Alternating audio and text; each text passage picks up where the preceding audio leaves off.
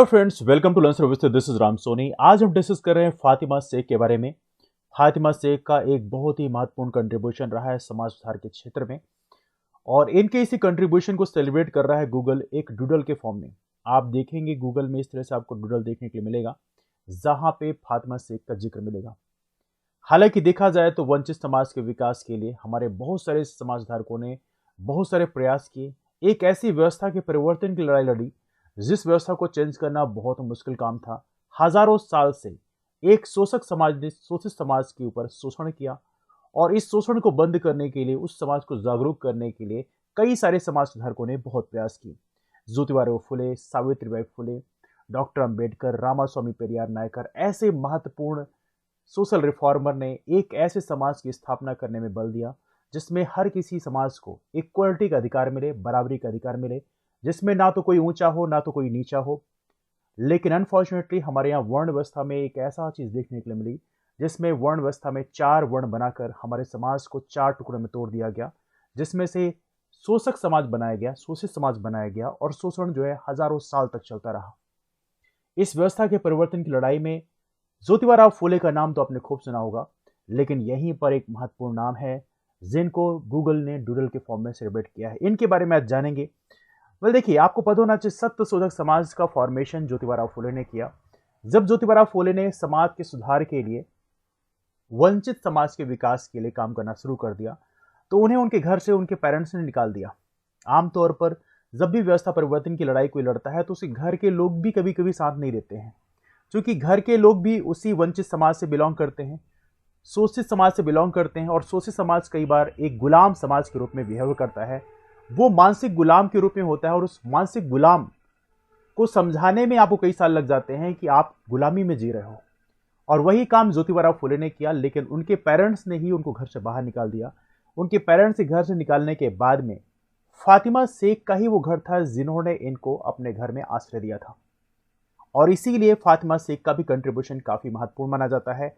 इन्होंने भी एजुकेशन देने का काम किया, और सबसे महत्वपूर्ण बात यह है कि आपको पता होना चाहिए सावित्रीबाई फुले का जो कंट्रीब्यूशन है वो बहुत ही महत्वपूर्ण कंट्रीब्यूशन है। देखिए, हमारे देश में जो अपर कास्ट है, अपर कास्ट की जो फैमिलीज हैं, या उनके स्पेशली बेटियां हैं, वुमेन हैं, उनके एजुकेशन की बात तो आप अक्सर सुनते हैं, लेकिन हमारे देश में लोअर कास्ट को एजुकेशन देने से वैसे मनाही थी। आपने सुना होगा मनुस्मृति में एक बहुत ही फेमस वर्ड लिखा हुआ है, सेंटेंस लिखा हुआ है, स्त्री शूद्रो न दीयताम, स्त्री और शूद्र को शिक्षा नहीं मिलनी चाहिए। लेकिन जो अपर कास्ट की वुमेन है उनको एजुकेशन तो मिल जाता था, लेकिन लोअर कास्ट की वुमेन को कंप्लीटली प्रोहिबिट किया गया था, शूद्रों को भी एजुकेशन प्रोहिबिट किया गया था। लेकिन इस चलते यहां पर सावित्रीबाई फुले ने एजुकेशन शुरू करने का काम किया। ज्योतिबा फुले ने अपनी वाइफ को पढ़ाया, सावित्रीबाई फुले को, उसके सावित्रीबाई फुले ने बाकी लोगों को एजुकेशन देने का काम किया, और उनका साथ दिया फातिमा शेख ने, जो कि भारत की पहली मुस्लिम वुमेन टीचर मानी जाती हैं, और इसलिए इनका जो कंट्रीब्यूशन है बहुत ही महान कंट्रीब्यूशन माना जाता है। हालांकि इन्होंने ज्योतिबा फुले और सावित्रीबाई फुले के साथ मिलकर एक लाइब्रेरी बनाई 1848 में, जो कि भारत की पहली स्कूल गर्ल्स के लिए बनाएगी, जो गर्ल्स वंचित समाज की जो गर्ल्स हैं उनके लिए। यहाँ पे आप देखेंगे फातिमा शेख का जन्म होता है 1831 में पुणे में, और ये अपने भाई उस्मान के साथ रहती थी, और उनके जो बाकी भाई वगैरह रहते थे साथ में।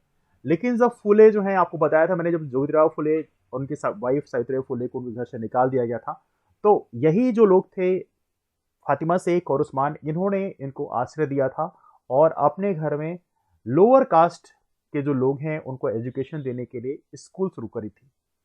तो कह सकते हैं एक बहुत ही महत्वपूर्ण कंट्रीब्यूशन है। और देखा जाए तो फातिमा शेख का नाम इतिहास के पन्नों में शायद कम मिलता हो, लेकिन अच्छी बात है गूगल ने इन्हें खोज निकाला और डूडल के रूप में सेलिब्रेट किया। तो आई एम श्योर कि आप सभी लोगों को इनके बारे में अब काफ़ी कुछ पता चल गया होगा। और स्पेशली देखा जाए तो यहाँ पे दलित हों, चाहे मुस्लिम हो, वुमेन हैं, चिल्ड्रंस हैं, इन सभी को एजुकेशन देने में काफ़ी महत्वपूर्ण भूमिका निभाई। तो डिस्कशन के इस वाइंड अप करते हैं, लेकिन सबसे महत्वपूर्ण बात यह है कि एक लाइफ लॉन्ग चैंपियनशिप इन्होंने इक्वलिटी की लड़ाई लड़ी। डोर टू डोर लोगों को जाकर इनवाइट किया कि आप पढ़ाई करें, आप एजुकेशन लें। और वैसे भी कहते हैं, एक बहुत ही फेमस लाइन है डॉक्टर अम्बेडकर की, शिक्षा उस शेरनी का दूध है जिसे जो पिएगा वही गुर्राएगा। और यदि आप शिक्षा लेते हैं, शिक्षा ग्रहण करते हैं, तो आपके अंदर एजुकेशन आता है, जब आपके अंदर जागरूकता पैदा होती है, तो आप जो है अपने साथ हो रहे गलत अन्याय का विरोध करते हैं। और ये काफी अच्छी बात है कि आपको पता चलता है कि आपके साथ अन्याय हो रहा है। हमारे देश में कई सारे समाज ऐसे हैं जिनको आज ही पता नहीं है उनके साथ अन्याय हो रहा है और वो उस गुलामी की जंजीरों में जकड़े हुए हैं। देश तो आजाद हुआ लेकिन समाज जो है अभी भी गुलामी की जंजीरों में जकड़ा हुआ है। एक संस्कृत के नाम पर आज भी वो अपने आप को नीचा महसूस करता है और इसलिए जरूरी है कि उस समाज को जागरूकता दी जाए। जागरूकता मिलने से समाज के अंदर एक जज्बा पैदा होता है, उसके अंदर भी बराबरी से जीने का एक अंदर से जज्बा पैदा होता है और यहीं पर ऐसे महान समाज सुधारकों ने एक बहुत ही महत्वपूर्ण कंट्रीब्यूशन दिया। तो ये रहा एक महान contributor, social reformer Fatima Shaikh के बारे में। डिस्कशन कहीं से वाइंड अप करते हैं, लेकिन आप लोगों के सामने क्वेश्चन है कि आपको भी कभी लाइफ में कभी लगा है कि आपने किसी के साथ में इनजस्टिस किया हो, इनइक्वालिटी का बिहेवियर किया हो, या आपके साथ किसी ने इनइक्वालिटी या इनजस्टिस का बिहेवियर किया हो? यदि ऐसा हुआ है तो आप नीचे कमेंट करके जरूर बता सकते हैं। जो नए फ्रेंड्स हैं वो लर्न सर्विसेज नाम का टेलीग्राम ग्रुप ज्वाइन कर सकते हैं, वहां पे क्लासेस की इन्फॉर्मेशन शेयर की आती है और साथ में ये जो क्लासेस होंगी इसका पीडीएफ भी वहां पे शेयर किया आता है, तो उसके माध्यम से भी आप जुड़ सकते हैं। मुलाकात करते हैं आप उस पर, तब तक bye, take care, have wonderful day ahead, keep empowered and take care.